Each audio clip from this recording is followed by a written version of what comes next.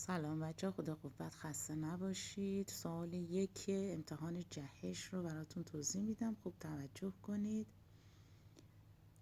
درستی یا نادرستی عبارات زیر رو مشخص کنید. الف، نیرو کمیتی نرده‌ای است. خب بچه ما میدونیم که نیرو کمیتی برداریه، پس قسمت الف اشتباهه و جلوش ضرب در میزنیم.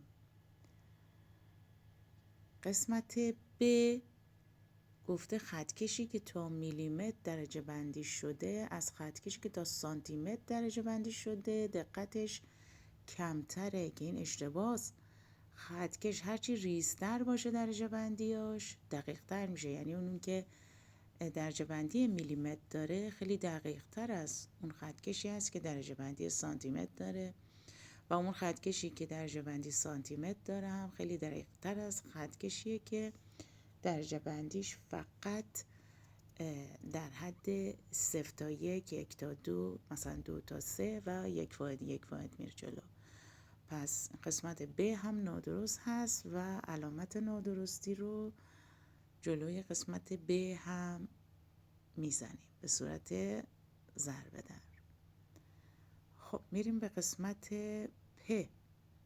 قسمت پ پلاسما گفته معمولا در دماهای خیلی بالا به وجود میاد که حرف درستیه و قسمت پ صحیح می باشد.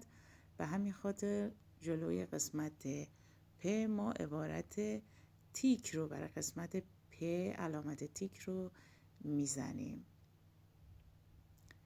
و بریم سراغ قسمت ت.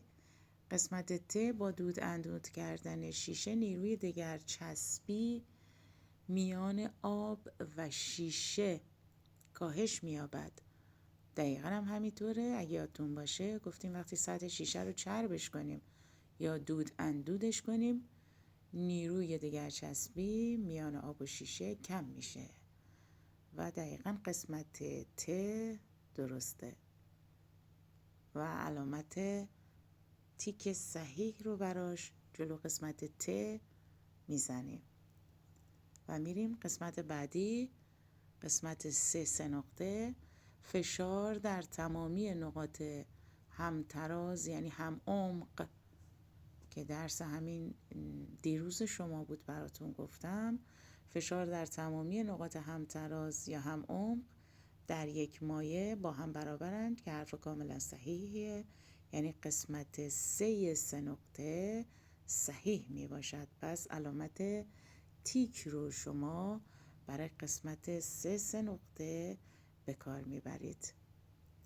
خب با